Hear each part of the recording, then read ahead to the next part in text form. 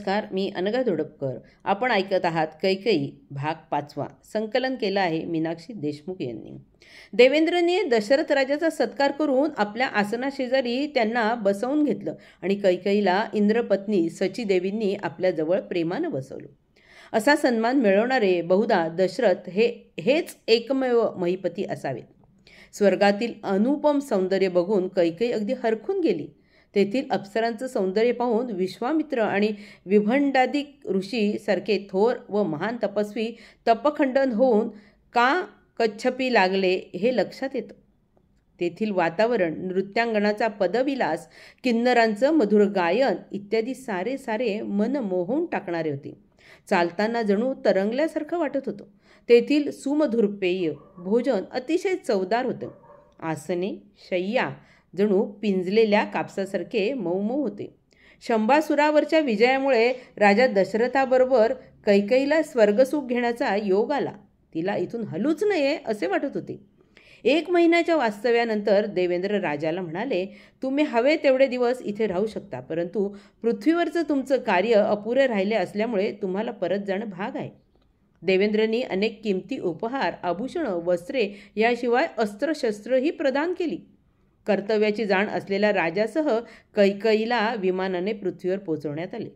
स्वर्गाच्या अवर्णनीय आठवणी कौसल्या व सुमित्रा सांगण्यास कैकेयी उतावळी झाली होती. विवाहानंतर 15-16 वर्षे अगदी सुखात गेली, पण अलीकडे दशरथ राजा उदास राहू लागले, कारण तिघींनाही अद्याप पुत्र झाले नव्हते. वंशाला व या समृद्ध कोसल साम्राज्याला वारस नसल्याचे दुःख त्यांना छळत होते. कैकेयीच्या लग्नाआधी कौसल्याला शांता नावाची मुलगी झाली होती, पण अंगदेश, नरेश, रोमपाद व कौसल्याची मोठी बहीण वर्षिणी देवीला अपत्य नसल्यामुळे दशरथांनी प्रथम अपत्य देण्याचे त्यांना वचन दिले असल्यामुळे पहिले अपत्य शांताला अगदी बालवयातच त्यांनी दत्तक दिले होते. याही घटनेला 20 वर्षाचा काळ लुटला. त्यानंतर अयोध्येच्या राजमहालात पाळणा हलला नाही. कौसल्या आणि सुमित्रा या दोघींनाही अपत्यप्राप्ती झाली नाही. अशातच राजा केकया नगरीत आले असता ते कैकेयीच्या रूपाला तर भाळले होतेच, पण तिला तरी पुत्र होईल या हेतूनं त्यांनी कैकेयीशी विवाह केला.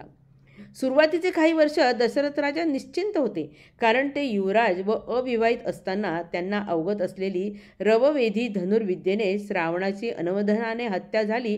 त्यावेळी त्याच्या अंध आणि वृद्ध मातापित्यांनी शाप दिला होता, तुलाही आमच्याप्रमाणेच पुत्रवियोगाने मृत्यू येईल. शिवाय कौसल्यासोबत विवाह प्रसंगी ब्रह्मदेवांनी रावणास म्हटले होते, तुझा मृत्यू कौसल्या दशरथ पुत्राकडून होईल.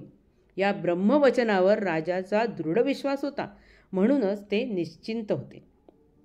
दशरथ राजा आता तारुण्याकडून वार्धक्याकडे झुकत होते. आता मात्र पुत्र नसल्याच्या चिंतेने ग्रासले होते. ब्रह्मवचन आणि श्रावणाच्या मातापित्यांचा शाप अजूनपर्यंत तरी फळास न आल्याने अश्वमेध आणि पुत्रकामेष्टी यज्ञ करण्याचे ठरविले त्यांनी. कुलगुरू वसिष्ठ मुनींच्या सल्ल्यानुसार यज्ञाचे मुख्य ऋजित्व शांताचे पती शृंग ऋषींना देण्यात आले. त्यांच्याबरोबर शांता आल्याने सर्वांनाच आनंद झाला. शरयू नदी तीरावर वर्षभर या यज्ञाची तयारी सुरू होती. अश्वमेध व पुत्रकामेष्टी यज्ञ सफल आणि पूर्ण झाले.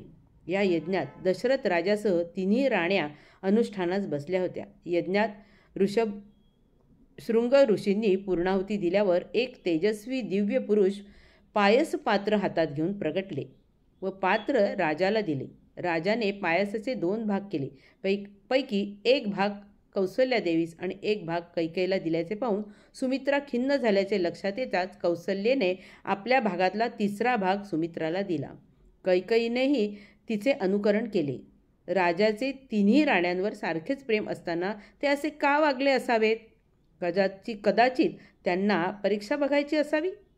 दोघींनी आपल्या हिश्श्यातला भाग दिल्याचे पाहून त्यांच्या मुखावर प्रसन्नता दिसली. त्याचवेळी गुरु वसिष्ठांनी भविष्य वर्तवले. कौसल्या देवीच्या पोटी जन्माला येणारा पुत्र ज्येष्ठ व जगातील महान पुरुष म्हणून, तसेच कैकेयी पोटी येणारा दुसरा पुत्र धर्मात्मा व सुमित्राच्या पोटी येणाऱ्या जुळ्या पुत्रांपैकी पहिला पुत्र ज्येष्ठ भावाचा बहिश्वर प्राण, तर दुसरा पुत्र कैकेयीच्या पुत्राची सावली म्हणून प्रसिद्ध पावेल. हे चारही पुत्र महापराक्रमी होतील व त्रिखंडात नाव दुमदुमेल. धन्यवाद.